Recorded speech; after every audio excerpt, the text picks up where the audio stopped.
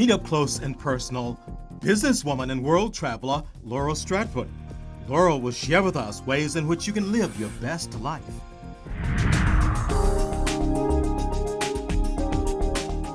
Welcome to The Greatness in You. I'm Will Horton. Today our topic is living your best life. Joining me today to talk about living your best life is Laurel Stradford. She's a businesswoman and world traveler. You've been traveling at a very early age, since you were about 5 or 6, right? Yes. What gave rise to this love for travel? Well, I think because I was introduced to it fairly young that I became comfortable with it. In fact, my mother pointed out to me when I was really young that I was a traveler, not a tourist. And that made me begin to think about what those differences were. And I've discovered that it is that I love the places that I go. I'm eager to find out about the differences and the similarities of the people there as compared to our life here in the United States. And I've just embraced a lot of cultures because of it. As it turns out, I wound up with a master's degree in photography and comparative cultures. Right. Well, you travel a lot professionally. Tell me about your professional travels. Well, some years ago, I was hired to work with Revlon, and I worked for a couple of years here in the United States, but I covered the United States. And very quickly, I was promoted to Director of Special Programs for Africa and Europe. So I moved to London, and that really gave me access to almost everywhere I wanted to go, because I could stop along the way after I left Kenya on a job or so on. And from London, I could travel very inexpensively all over Europe and Asia, and I took advantage of that. So at one time you lived in London, right? I lived in London. London. While working in Africa? And Europe, right. And Europe. Yeah. That was a great experience, wasn't it? It was fabulous, actually. It was one of the best times in my professional life. It gave me access to furthering my interest, and one of the unexpected sides of it was that because I was in a place that I didn't have as many friends, I had more of my personal time to focus on my writing and my own creativity, and I did that. While working overseas, I understand you wrote a book, What the Traveler Saw. Yes, I did. For 3.5 years or 4, I was traveling all over Africa, and it was an amazing experience. Some of the highlights were crossing the Congo River on a small boat, for instance, it just totally took me out of myself. I mean, there's some highlights to all of that was just unbelievable. And I kept thinking, how is this happening to me? I'm just from the south side of Chicago, and that here I am on the Congo, and it was incredible.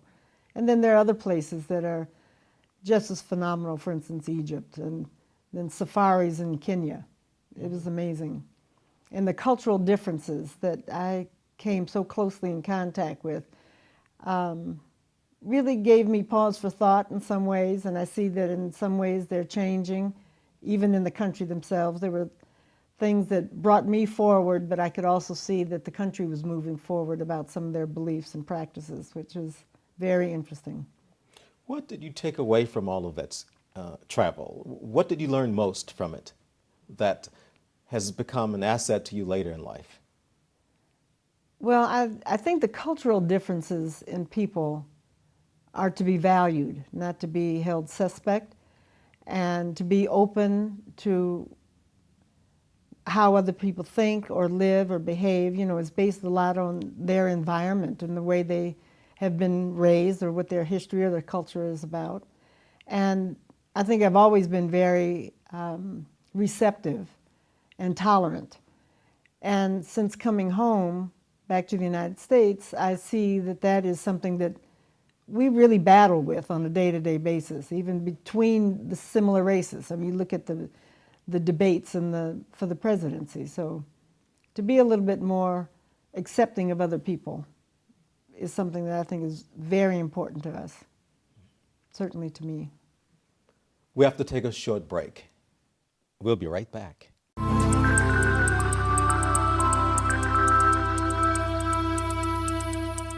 Make your child head of the class.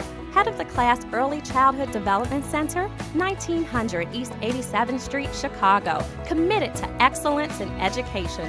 Call 773-721-7500. Discover the personal powers that unlock the genius and greatness in you. Will Horton, author of the Wisdom for Greatness series, has written a breakthrough book, The 30 Power Principles, 30 life-changing principles that will help to give birth to your greatness. The 30 Power Principles can help you awaken and bring forth infinite possibilities for happiness, health, success, and greatness. Buy it at Amazon.com, BarnesandNoble.com, or call Wisdom Books at 773-445-2400 for free shipping. Wisdom Keys, Great Proverbs and Sayings by Will Horton is a 4-book collection of timeless proverbs and sayings that provide sage advice and guidance for successful living. They are a fountain of knowledge that will inspire, motivate, and empower you to achieve greatness. Book 1, Ability to Extraordinary. Book 2, Failure to Knowledge. Book 3, Lack to Purpose. Book 4, Quarrel to You. Will Horton's Proverbs and Sayings are rules of conduct for successful living. Buy the 4-book set at Amazon.com, BarnesandNoble.com, or call Wisdom Books at 773-445-2400. Shipping is free.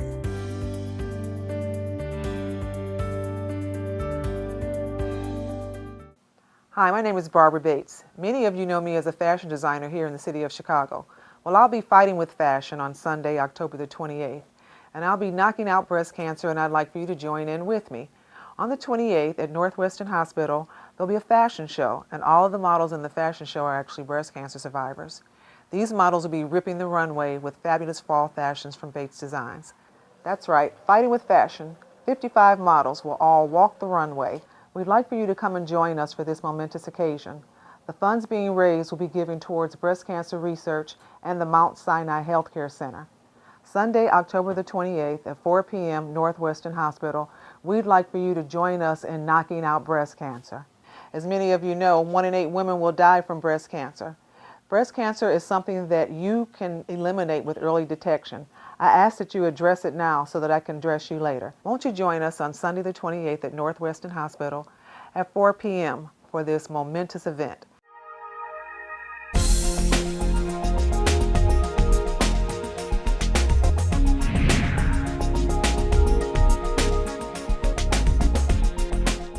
Welcome back.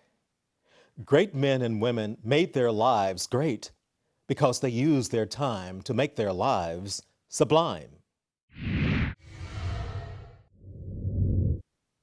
Number 1, use your time wisely. If you don't, you'll run out of it before you achieve your dreams. Number 2, live as if there is no tomorrow. Life is fleeting, so use it well. Number 3, don't procrastinate. Procrastination steals valuable time. Let's hear what some people on the street are saying about today's hot topic. To enjoy the small things in life. And just this Sunday, I decided to make sure each day of my life, I do something for someone else that doesn't necessarily benefit me. Just need to be happy with yourself. You don't need to, have fame and fortune to be happy. All you just need to be is content with yourself, content with your family, and that's what there is. Enjoy it. Don't be too stressed out. My name is Margarita Simone, and you have greatness in you. We have to take a short break. We'll be right back.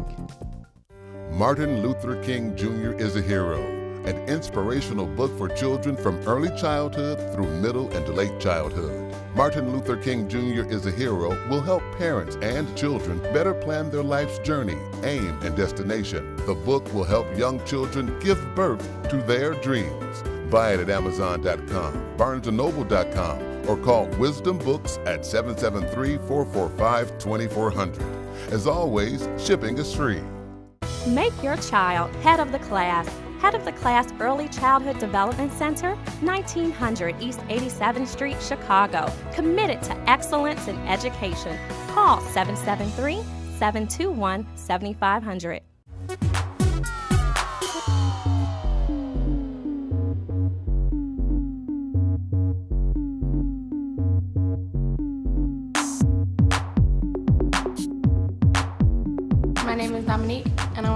psychiatric doctor.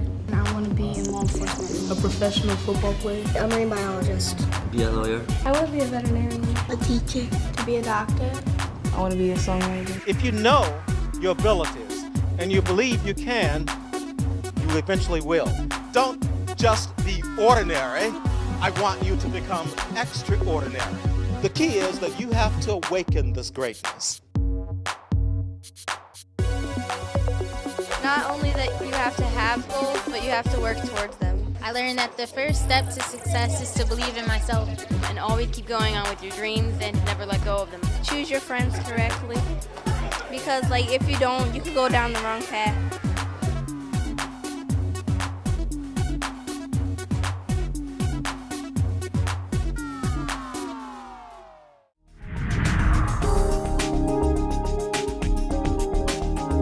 Let's learn wisdom for a healthy you.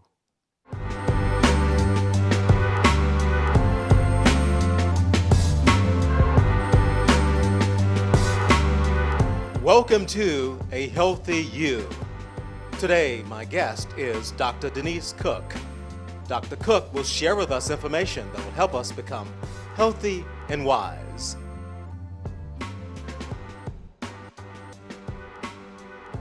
Hi, my name is Dr. Denise Cook, and I just want to give you a few tips that will help you in the long run in terms of taking control of your health. Be sure that you're taking some time to decrease your stress levels.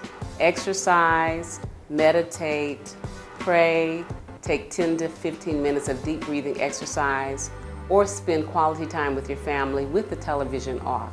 Just learn to appreciate each other and begin to take time to de-stress at the end of your day. We have to take a short break. When we come back, we're going to get up close and personal with Laurel Stradford. Stay with us.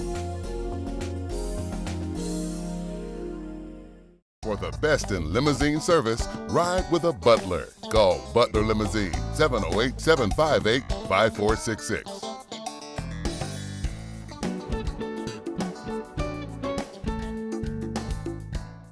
The ABCs of Success, A to Z Rules and Action Steps for Success by Will Horton will help give rise to victorious living.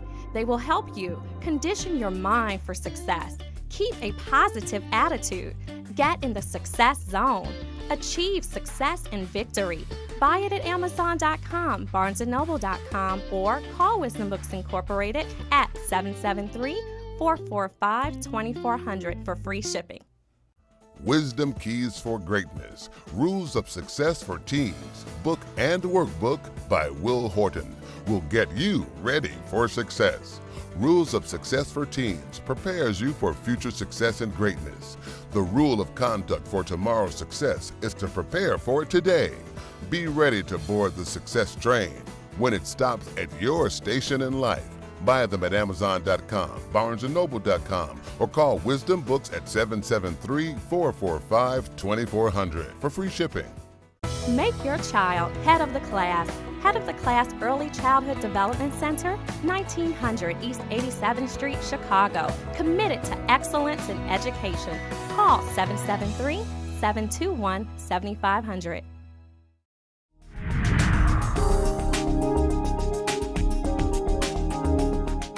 Welcome back. We have the international traveler and businesswoman Laurel Stradford with us. Laura, you are a child of a biracial couple. What effect did this have on you as a child? Well, growing up, it wasn't easy. The 50s and 60s,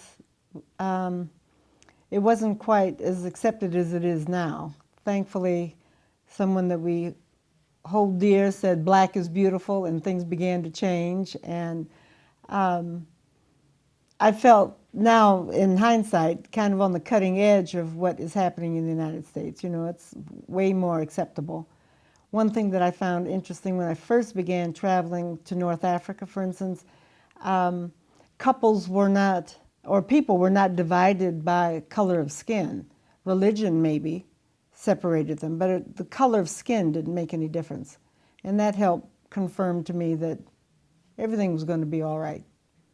I read some newspaper clippings on you, some of the interviews you made, and It appeared to me from some of these interviews that you did suffer some pain from all of this. Well, I did, and there was issues of trying to figure out where I belonged. In some situations, my skin wasn't dark enough. In other situations, my hair was too straight. And, you know, and my sister had the same problems. Her skin is lighter, but kinkier than mine. So, I mean, she had different things to balance herself. And it was a little disappointing. More than disappointing, was difficult, because I don't think we had the wherewithal to decide this was disappointing. It was hard.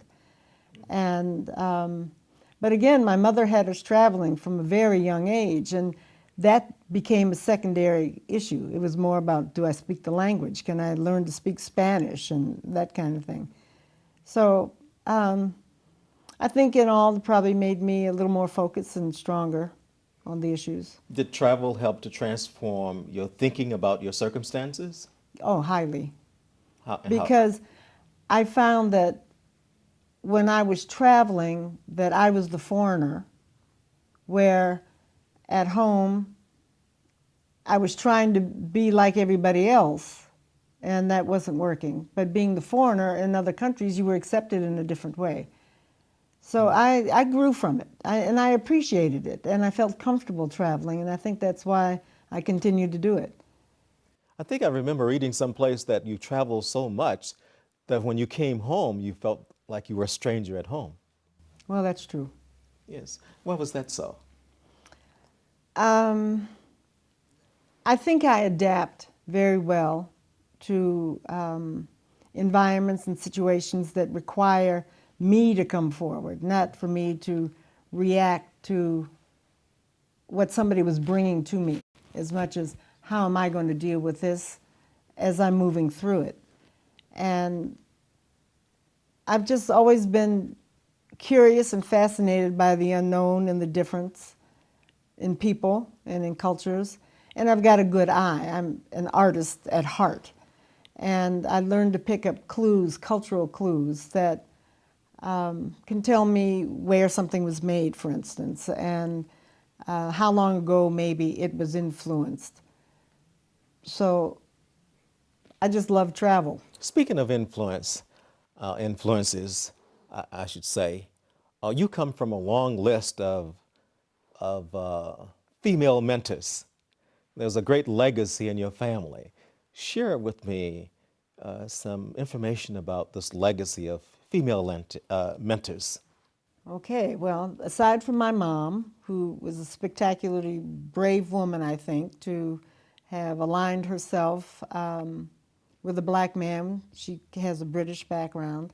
Her sister also married a black man, and my aunt, Doris, was a scientist for NASA long before anything went to the moon. And she, in fact, was the inventor of Tang and instant mashed potatoes. Mm-hmm. Then on my father's side, Jules Stradford LaFontant, was an ambassador to the United States and judge, and the first of many things in the black community. You also worked as a photographer under President Jimmy Carter's administration, am I right? I did. Yes. I was a freelance photographer, and that was incredible because that followed my first foray into traveling alone at a great distance. I went to Morocco on my way to Nigeria for a festival, and wound up having to live in Morocco because Nigeria had a coup and I couldn't get down there.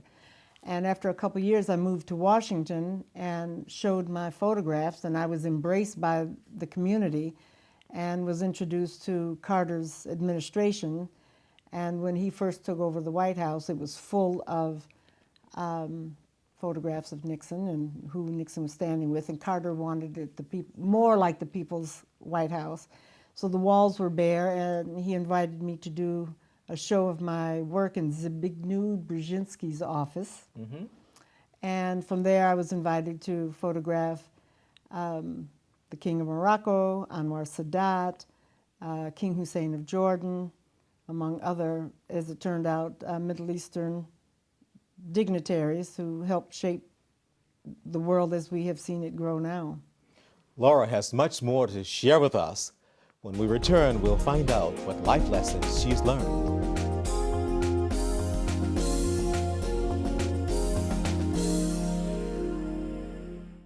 The Biblical Success Principles, The Laws and Power of God by Will Horton is a theology of success. The Biblical Success Principles book and study guide can be used to bring forth God's will and purpose for your life.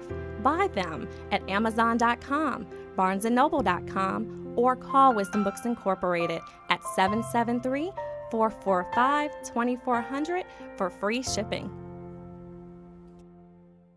The 52 Principles for Successful Living, Keys to Success and Victorious Living by Will Horton will elevate your mind, lift your spirit, and take you to the pinnacle of success. They provide the key to success. They will connect you to the power of your higher self. Buy it at Amazon.com, BarnesandNoble.com, or call Wisdom Books Incorporated at 773-445-2400 for free shipping. Discover the personal powers that unlock the genius and greatness in you. Will Horton, author of the Wisdom for Greatness series, has written a breakthrough book, The 30 Power Principles, 30 life-changing principles that will help to give birth to your greatness. The 30 Power Principles can help you awaken and bring forth infinite possibilities for happiness, health, success, and greatness. Buy it at Amazon.com, BarnesandNoble.com, or call Wisdom Books at 773-445-2400 for free shipping.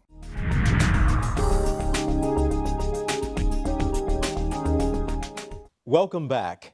We're talking about living your best life with Laurel Stradford.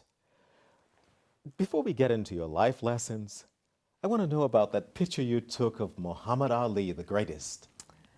Well, that was a special thing that came to me. Somebody mentioned to me that Muhammad Ali had bought some property on 47th Street many, many years ago that was behind where I live. Mm-hmm. And that he was putting in a gym for the kids in the community. And so I walked over there one day, and I don't know, I sort of came up with the idea of doing a newsletter. And he thought, no, I take that back. I had designed a logo of a bee and a butterfly. Okay. And I brought that to him, and then he was asking me what else I do. And I said, well, I teach school, and I'd like to work here if I can.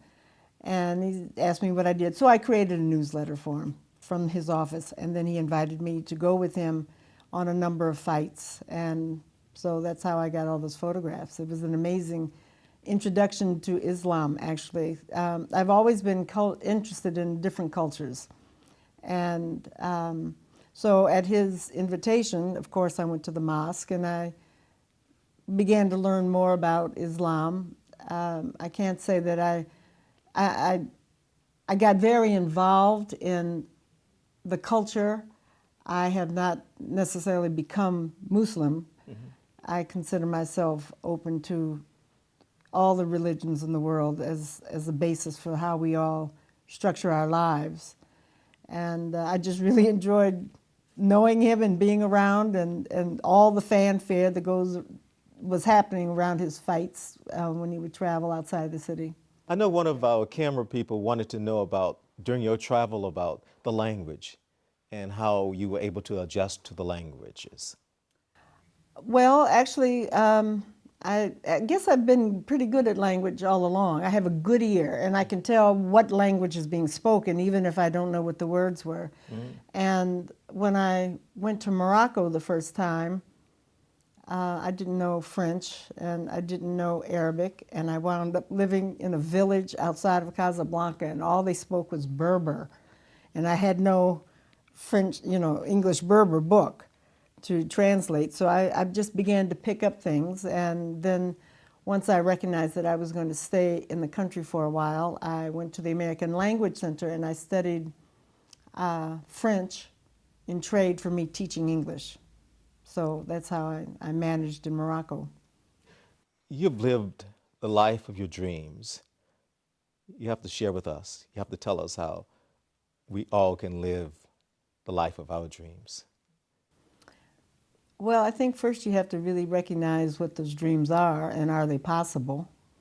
Mine, I think, were pretty simple in that I am completely interested in people, and I like the differences in people and cultures and religions, and have found that I actually was embraced more in foreign cultures growing up than what we had to deal with here in the United States, having a white mother and a black father. It was very problematic. There were places Daddy couldn't go in and Mom would have to do the shopping or whatever, or places that I'd go with Daddy that gave me an entirely different experience than I would have had without him. So it's one of those things that has been my education. You know, it went beyond just being in school and learning things. I was with people. What would you do different? What would I do different? Well, depending on who's watching this, probably have finished law school. Mm-hmm. But golly, I don't know that I would do so much different. Mm-hmm. I've enjoyed my life, and I've been lucky that it has always, every step has helped me grow a little further in a different direction, become more of who I am. I can't say I followed a template. Mm-hmm. I managed to stay in school and get a couple master's degrees when I'd go off on a foray and come home and need to be settled and tie it all together. What would I do differently? I don't know. I don't know that I would do anything differently. You've written a book. It's called Trips Along the Way by Laurel Stradford. Yeah. Tell me about this. Well, I have combined my free time with my photographs and my writing. And I've put together kind of a template of stories related to the places I've lived in the world, things that I've learned from different cultures, my expectations of myself and those around me that I think if they had the same opportunity might be able to feel a little more grounded, because we're living in pretty tumultuous times. Thank you for your greatness. Oh. Thank you for your life. seeing it in me. And thank you for joining us on The Greatness in You. I look forward to meeting you one day and hearing about your journey to success and greatness. Remember, you have greatness in you.